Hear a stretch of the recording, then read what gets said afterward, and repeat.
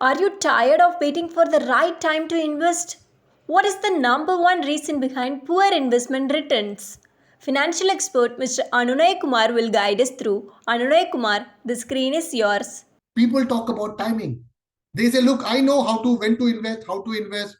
Allow me to take a call. I don't think this is a great time to invest, so on and so forth. But while doing it, what do you end up doing?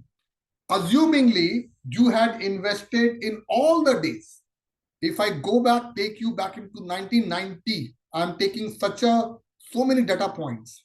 From 1990 till 2023 December, almost 30 plus years, if you would have invested in all the days, your loss would be, your CAGR would be almost 14%.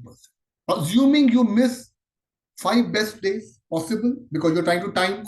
While timing, you say, no, today is not a day to invest, tomorrow is not a day to invest. And while taking those calls, you may end up missing the 5 best days of those 30 odd years. Your return will come back down from 13.7 to 11.4.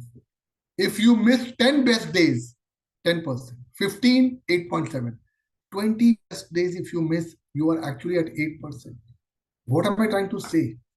Who knew or who knows that this is the best day to invest and this is the worst day to invest?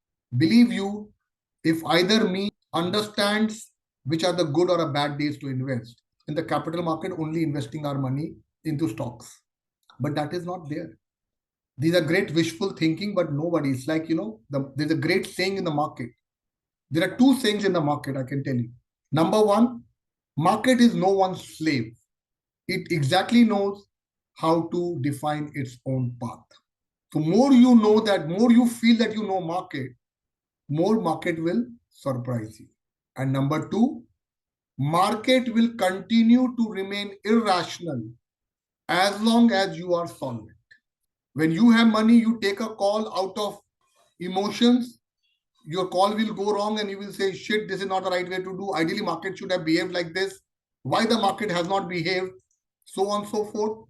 And this phenomenon will keep happening till the time your last penny gets invested or you have lost the last penny. And after that, when you don't have money to invest, then you exactly start noticing the markets are behaving the way you want them to behave.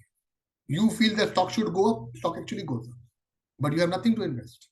This is the reason it's called market can continue to remain irrational as long as you are solvent. So if these two are stated facts, then why do we not follow Sir Warren Buffett when he had said, rather than timing the market, spend time in the market?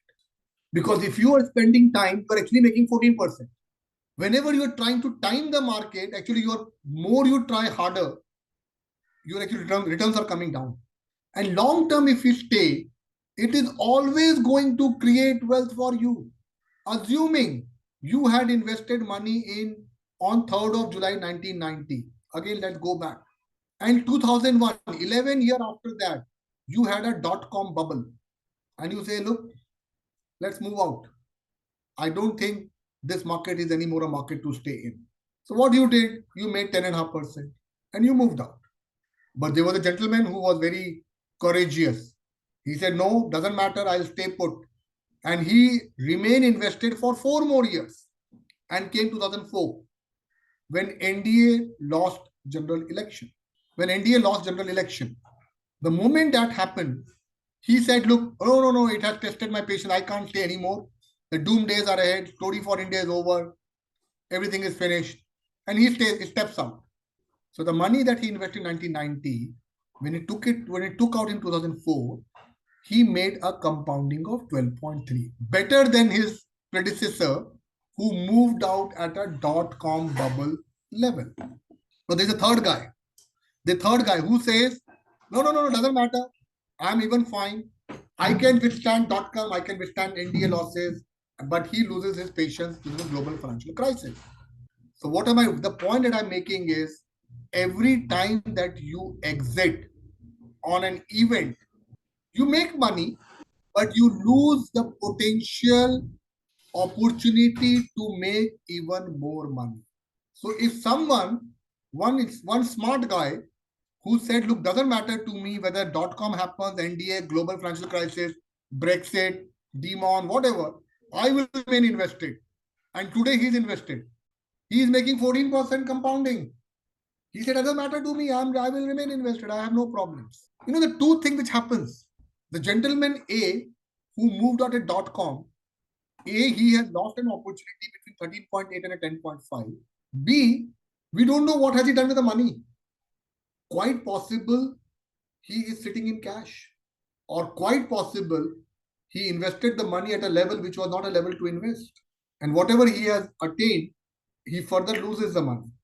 So long term returns are always better than the short term returns. All that is needed is your ability to withstand when the tough times are there and let the time go by. See, nothing could have gone worse than 2020 when we had a COVID.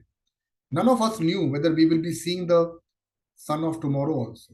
And today we are at a lifetime high on the markets. So I don't think a better statement can ever be made when you even didn't know whether you will be able to survive. And from that day, you are at a lifetime high. Can be a better testimony to say that patience is virtue.